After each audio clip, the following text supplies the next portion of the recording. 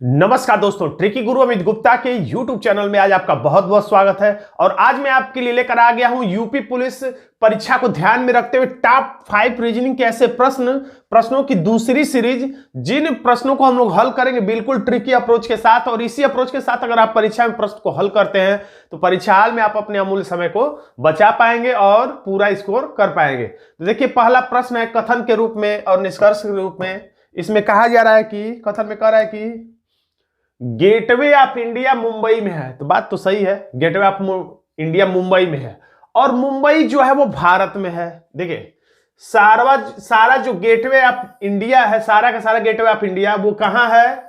तो मुंबई में है। और मुंबई जो है वो सारा का सारा वो कहां है? इंडिया में है। तो इससे निष्कर्ष निकल सकता है गेटवे ऑफ इंडिया जो है, ये जो गेटवे ऑफ इंडिया है वो कहां है? सारा का सारा इंडिया में है। तो बिल्कुल बात सही है, सही है भाई, गलत नहीं है। संभवतः की क्या बात है? संभवतः की क्या बात है? बिल्कुल 100% सही है। आंसर हो गया डी।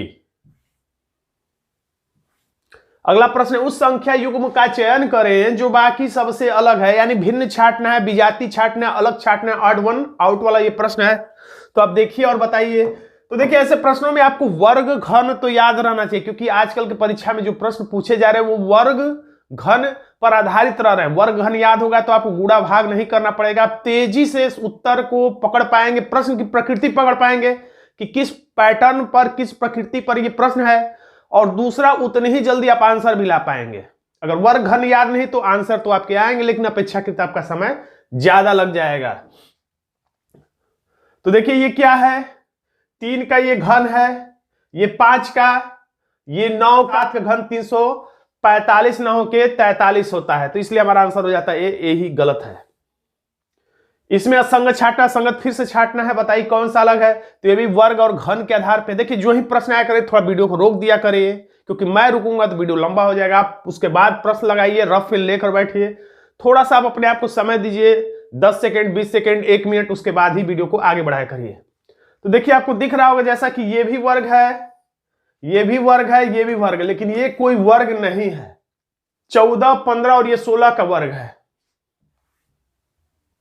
अब इसको कोडिंग डिकोडिंग का प्रश्न, तो ये भी आसान ही प्रश्न दिया है। खैर, इसको भी देख के आप आराम से उत्तर बता सकते हैं। वीडियो को रोक के उत्तर बताइए। देखिए, पी आता है 16 पर, तो इसने 17 लिख दिया है। कोई बहुत आसान सी बात है। आर 18 पे तो 19, ओ 15 पे तो 16, एफ 6 पर तो 7, आई 9 पर तो 10, टी 21, 20 पर तो 21 लिख दिया। बहुत आसान सी बात है, 2 ही 3 अक्षर देखकर आप पकड़ लेंगे। तो सी आता है 3 पर तो 4 लिखा रहेगा, तो विकल्प से ही देखिए, यानी ये दोनों कट गए। ओ आता है 15 पे तो 16 लिखेगा, तो 16 इसमें है, इसमें नहीं है, यानी हमारा यही आंसर हो गया। तो ऐसे ही विकल्प पर ध्यान देंगे तो आप जल्दी जल्दी उत्तर तक पहुंच पाएंगे। अब देखिए, इसमें एक गोल मेज के चारों ओर कितने लोग हैं उतने सीट हम लोग बना लेते हैं। वीडियो रोक के खुद से उत्तर आप दीजिए। शरत, नवीन, दीपक और विक्रम, यानी कि 4 लोग हैं, 4 ओर बैठे। तो चलिए 4 बना देते हैं, कोई दिक्कत की बात नहीं है। पेशे से क्या क्या है? तो डॉक्टर है, इंजीनियर है, वकील है, पुलिसकर्मी है। तो ठीक है, हम लोग यूपी पुलिस की तैयारी कर रहे हैं तथा अपने व्यापार पर चर्चा कर रहे हैं, यानी अपने प्रोफेशन के बारे में चर्चा कर रहे हैं। शरत जो है, यहां से मेन लाइन शुरू हो रहा है। शरत इंजीनियर के सामने बैठा है, तो शरत हम लोग यहां बना दे रहे हैं। चाहे तो ऊपर भी कहीं बना सकते हैं, बस उसके सामने अपोजिट साइड में हमको इंजीनियर बनाना है, तो बस हम इंजी लिख के छोड़ दे रहे हैं, क्योंकि परीक्षा में बहुत ज्यादा समय नहीं होता है। शरत के सामने है इंजी, यानी इंजीनियर। नवीन डॉक्टर के दाईं ओर है, नवीन डॉक्टर के दाईं ओर है। समझ में नहीं आ रहा किधर बताए, क्योंकि शरत भी डॉक्टर हो सकता है, तो अब ये भी नहीं समझ में आया। वकील पुलिस के बाईं ओर बैठा है, तो वकील ये भी हो सकता है, पुलिस भी हो सकता है, तो ये भी समझ में नहीं आ रहा है। तो जो समझ में स्पष्ट रूप से लाइन ना आए उसको थोड़ा सा छोड़ते रहे, पेंडिंग में रखिए। जो एकदम स्पष्ट लाइन है उसी को पहले भरिए। विक्रम दीपक के सामने बैठा है, ये एकदम स्पष्ट लाइन है। विक्रम दीपक के सामने बैठा है, तो यहां पे शरत है, तो इसके सामने विक्रम बैठ नहीं सकता है, क्योंकि विक्रम और दीपक 2 लोग हैं, इनको आमने सामने बैठाना, तो यही 2 सीट ऐसा है जो खाली है। तो कहीं भी आप विक्रम को बैठा लीजिए और कहीं भी आप दीपक को बैठा लीजिए। यानी दीपक इधर बैठा है तो विक्रम इधर बैठेगा, और दीपक को इधर बैठाएंगे तो विक्रम इधर बैठ जाएगा। तो इंजीनियर कौन है?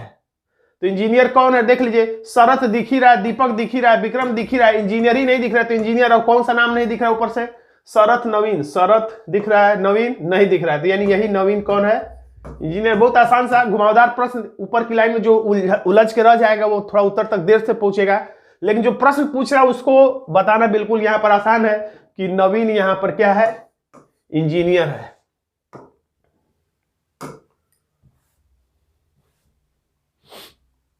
दोस्तों आज अगर आपको हमसे रीजनिंग सीखना है, विस्तार से रीजनिंग सीखना है, स्टेप बाय स्टेप सीखना है, पेन फ्री रीजनिंग सीखना है, तो आप हमारे इस पेड बैच से जुड़ सकते हैं। ये व्हाट्सएप नंबर है, इस पर आप हमसे संपर्क करके पेड कोर्स के बारे में पूरी जानकारी ले सकते हैं। और आज का छोटा सा नन्हा सा वीडियो आपको कैसा लगा कमेंट बॉक्स में जरूर लिखिएगा।